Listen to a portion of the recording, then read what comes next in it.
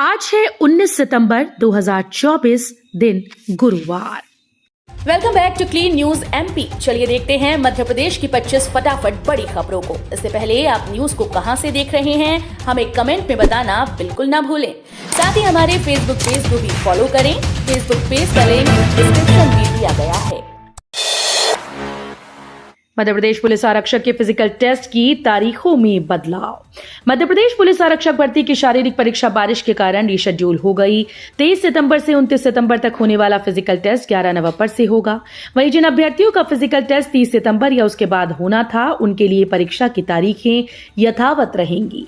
Police आरक्षक की शारीरिक परीक्षा 30 सितंबर से शुरू हो जाएगी। बीजेपी की तरह 4 जातियों के बीच पहुंच बनाने पर कांग्रेस का फोकस, बड़े अभियान की तैयारी।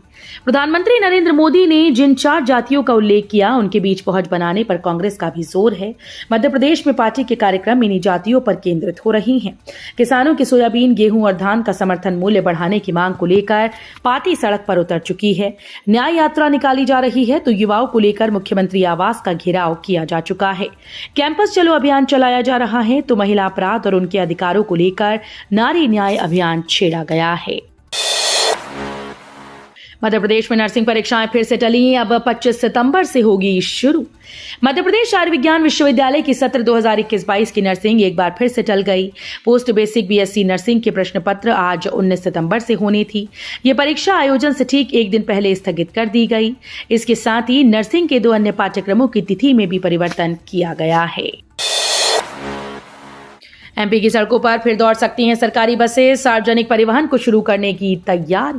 प्रदेश में लोक परिवहन सेवा को नए स्वरूप में प्रारंभ करने की तैयारी है। मेट्रो रेल कॉरपोरेशन की तरह एक कंपनी बनाकर पूर्व के सड़क परिवहन निगम की तरह सार्वजनिक परिवहन व्यवस्था को बढ़ाया जाएगा।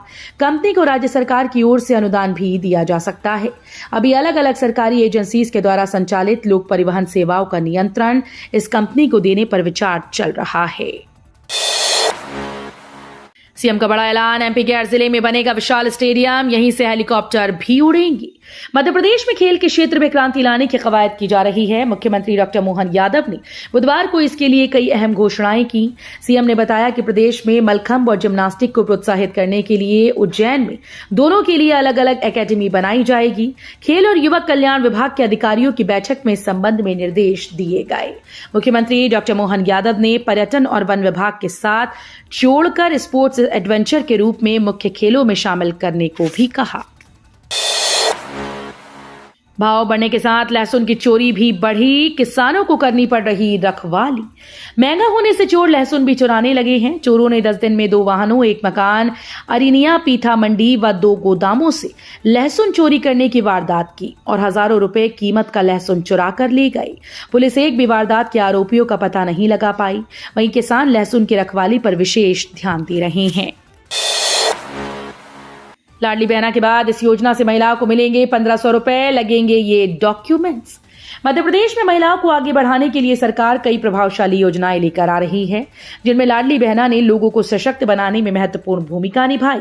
आपको जानकारी के लिए बता दें कि ऐसी ही एक योजना आदिवासी महिलाओं के लिए काम कर रही है।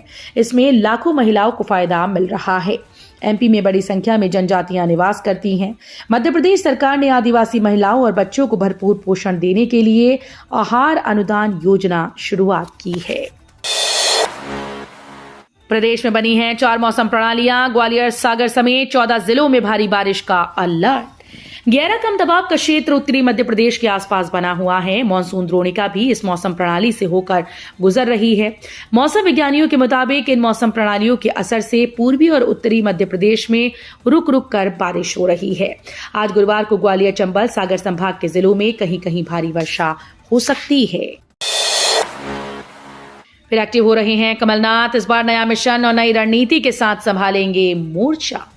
लोकसभा चुनाव में मिली हार के बाद से पूर्व सीएम कमलनाथ और उनके बेटे नकुलनाथ सक्रिय राजनीति से दूर हैं।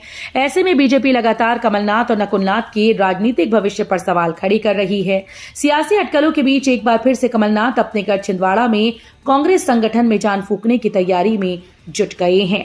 आज 19 सितंबर को कमलनाथ अपने बेटे नकुलनाथ के साथ छिंदवाड़ा आ रही हैं। गिरी ग्रुप को मिली बुंदेली कल्चर पर आधारित रिजॉर्ट के लिए 20 एकड़ जमीन। टीकमगढ़ उद्योग व्यापार के महाप्रबंधक राजशेखर पांडे ने बताया कि मध्य प्रदेश सरकार के द्वारा ओरछा में गिरी ग्रुप को जमीन दी गई। गिरी ग्रुप के मैनेजर संजय रावत ने बताया कि मध्य प्रदेश सरकार के द्वारा उनकी कंपनी गिरी ग्रुप प्राइवेट लिमिटेड को कनक भवन ओरछा के सामने 20 एकड़ जमीन 99 साल की लीज पर दी गई है, जिसमें लगभग 6 करोड़ रुपए मध्य प्रदेश सरकार को देना है। उन्होंने कहा कि मुख्यमंत्री के द्वारा उन्हें 30 अगस्त को प्रमाण पत्र दे दिया गया है और शीघ्र ही इसका एग्रीमेंट होगा। सागर में आदिवासियों के पट्टे की जमीन पर कब्जा हटाने के तहसीलदार ने दिए आदेश। सागर जिले की मालथौन तहसील के आदिवासियों के पट्टे के 35 खेतों पर अनाधिकृत कब्जे के मामले में तहसीलदार ने कब्जाधारी के खिलाफ बेदखली का आदेश पारित किया। गौरतलब हो कि इस खबर को अमर उजाला ने प्रमुखता से प्रसारित किया था। जबलपुर में ऑटो पर पलटा हाईवा वाहन, 7 लोगों की मौत, सीएम ने मुआवजे का ऐलान किया। मध्य प्रदेश के जबलपुर जिला स्थित ग्रामीण क्षेत्र में सड़क हादसा हुआ। हादसे में अभी तक 7 मजदूरों की मौत हो गई, जबकि 6 लोग गंभीर रूप से घायल हुए। बता दें कि यह हादसा मझगवा थाना क्षेत्र के सिहोरा मझगवा रोड के नुंजा खमरिया गांव के पास हुआ। दुर्घटना में शामिल वाहनों में से एक तेज रफ्तार दौड़ रहा हाईवा और एक ऑटो रिक्शा था। हाईवा ने ऑटो को जोरदार टक्कर मारी और टक्कर के बाद हाईवा ऑटो के ऊपर पलट गया, जिससे ऑटो में बैठे मजदूर दब गए। डॉक्टर मोहन यादव माननीय मुख्यमंत्री द्वारा मृतक के परिजनों को 2-2 लाख रुपए का मुआवजा देने का ऐलान किया गया। 46 छात्रों को मेडल देंगे राष्ट्रपति। 160 छात्रों को उनके साथ फोटो खिंचवाने का मिलेगा मौका। राष्ट्रपति द्रौपदी मुर्मू 19 सितंबर गुरुवार को देवी अहिल्या विश्वविद्यालय के दीक्षांत समारोह में मुख्य अतिथि के रूप में शामिल होंगी। इस दौरान वे अलग अलग कोर्सेज के टॉपर्स को पदक प्रदान करेंगी और कई पीएचडी छात्रों को उनके साथ ग्रुप फोटो खिंचवाने का मौका मिलेगा। समारोह गुरुवार को दोपहर 3:10 पर शुरू होगा और शाम 4:10 पर पूरा हो जाएगा। हाईकोर्ट ने मध्य प्रदेश के हर जिले में एसआईटी बनाने को कहा, गंभीर अपराधों में करेगी जांच। इंदौर हाईकोर्ट ने एक महत्वपूर्ण फैसले में हत्या और डकैती के मामले में आरोपी सुनीत उर्फ सुमित सिंह को जमानत दी। इसके साथ ही कोर्ट ने पुलिस जांच की तीखी आलोचना की और गंभीर अपराधों की जांच हेतु हर जिले में डीजीपी को एसआईटी बनाने के निर्देश दिए। सागर में करोड़पति और लखपति 10 दिन के लिए बने थे साधु। श्रावक संस्कार शिविर का हुआ समापन। सागर में पहली बार श्रावक संस्कार शिविर का आयोजन किया गया। निरपायक मुनि सुधा सागर जी महाराज के सानिध्य में भाग्योदय तीर्थ क्षेत्र में हुए इस आयोजन में देश विदेश के करीब 5000 श्रद्धालुओं ने शामिल होकर आत्म साधना की। 8 सितंबर से शुरू हुए शिविर का समापन हुआ। 18 सितंबर को श्री जी की भव्य शोभा यात्रा निकाली गई।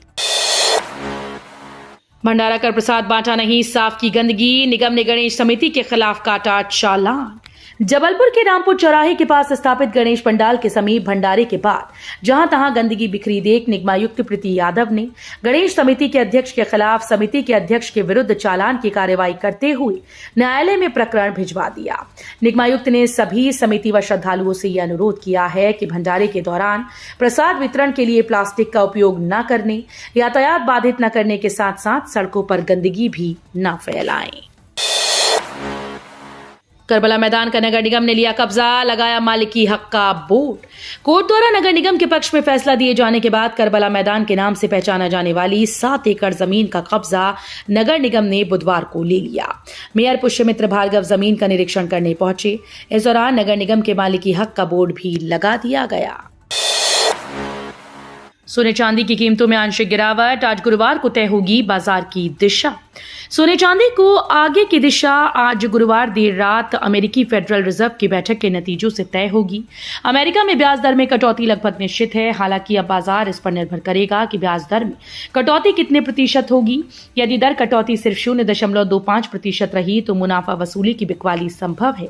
इस लिहाज से कीमतें ऊपर हैं। यदि कटौती 0.50% होती है तो बाजार और बढ़ेगा। वन नेशन वन इलेक्शन प्रस्ताव को कैबिनेट की मंजूरी। वन नेशन वन इलेक्शन के प्रस्ताव को कैबिनेट की मंजूरी मिल गई। पूर्व राष्ट्रपति रामनाथ कोविंद की रिपोर्ट को कैबिनेट ने मंजूर कर लिया। रामनाथ कोविंद को इससे जुड़ी समिति के अध्यक्ष हैं। सरकार अब शीतकालीन सत्र में इससे संबंधित बिल लेकर आएगी।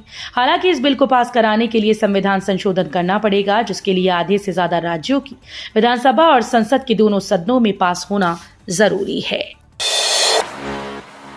वन नेशन वन इलेक्शन के साथ इन प्रस्तावों पर लगी मोहर। मोदी कैबिनेट की बैठक में वन नेशन वन इलेक्शन के अलावा पीएम जनजातीय उन्नत ग्राम अभियान के लिए 79,156 करोड़ रुपए रबी की फसल के लिए उर्वरकों पर सब्सिडी, पीएम अन्नदाता आय संरक्षण अभियान को जारी रखने व पीएम आशा अभियान के लिए 35,000 करोड़ की मंजूरी मिली है। म्यांमार सीमा पर बिना वीजा प्रवेश नहीं, लगेगी 1500 किलोमीटर लंबी बाड़। केंद्रीय गृह मंत्री अमित शाह ने कहा कि सरकार मणिपुर में स्थायी शांति सुनिश्चित करने के लिए मैतेई व कुकी समुदायों से लगातार बात कर रही है। साथ ही म्यांमार से घुसपैठ रोकने के लिए बिना वीजा प्रवेश पर रोक लगा दी गई। भारत म्यांमार सीमा पर बाड़ लगाने का काम शुरू हो गया। 30 किलोमीटर में बाड़ लग चुकी है। 1500 किलोमीटर से अधिक सीमा पर बाड़ लगाई जाएगी। गगनयान चंद्रयान 4 के बाद अगला लक्ष्य वीनस ऑर्बिटर मिशन।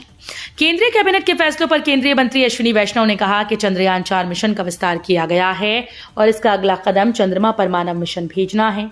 इस दिशा में सभी प्रारंभिक चरणों को मंजूरी दे दी गई। इसके साथ ही Venus orbiter mission, Gaganyaan follow on और भारतीय अंतरिक्ष स्टेशन और अगली पीढ़ी के लॉन्च व्हीकल विकास को भी मंजूरी दी गई। लोकतंत्र को मजबूत करने वाला है one nation one election. PM Modi ने एक्स पर लिखा कि वन नेशन वन इलेक्शन को लेकर कैबिनेट के गोविंद कमेटी के प्रस्ताव को मंजूर किया है। मैं इस प्रयास की अगुवाई करने और विभिन्न हितधारकों से परामर्श करने के लिए हमारे पूर्व राष्ट्रपति रामनाथ कोविंद जी की सराहना करता हूं। वहीं अमित शाह ने कहा कि पीएम मोदी के नेतृत्व में भारत परिवर्तनकारी सुधारों का गवाह बन रहा है। रेल यात्रियों के लिए खुशखबरी, अब टिकट कंफर्म न होने पर भी यात्री कर सकेंगे एसी में सफर। हर साल त्योहारी सीजन और छुट्टियों के दौरान ट्रेन से सफर करना बहुत मुश्किल हो जाता है। कंफर्म टिकट पाने के लिए यात्रियों को काफी परेशानी उठानी पड़ती है। बुकिंग 120 दिन पहले शुरू होते ही वेटिंग लिस्ट में यात्रियों की लंबी कतार लग जाती है। ऐसे में परिवार के साथ यात्रा करना और भी कठिन हो जाता है। वहीं अब रेलवे यात्रियों की इस परेशानी को कम करने के लिए एक नई योजना बनाई है। अब यात्री अनरिजर्व टिकट पर एसी कोच में सफर कर सकते हैं। इससे खासकर त्योहारी सीजन में यात्रियों को राहत मिलेगी। पाकिस्तान को नहीं मिलेगा पानी, भारत ने भेजा नोटिस। भारत ने पाकिस्तान को 1960 में हुई सिंधु जल संधि को लेकर नोटिस दिया है। भारत का कहना है कि समझौते में बदलाव की जरूरत है। देश की जनसंख्या बढ़ गई है, खेती के तरीके बदल गए हैं और हमें पानी का इस्तेमाल ऊर्जा बनाने के लिए भी करना है। जम्मू कश्मीर में लगातार सीमा पार से आतंकवाद इस संधि के सुचारू संचालन में बाधा पहुंचा रहा है। इस वजह से भी इस समझौते पर फिर से विचार करने की जरूरत है। तो ये थी आज की 25 फटाफट बड़ी खबरें। अगर आपको न्यूज पसंद आई हो तो वीडियो को लाइक और शेयर जरूर करें। धन्यवाद।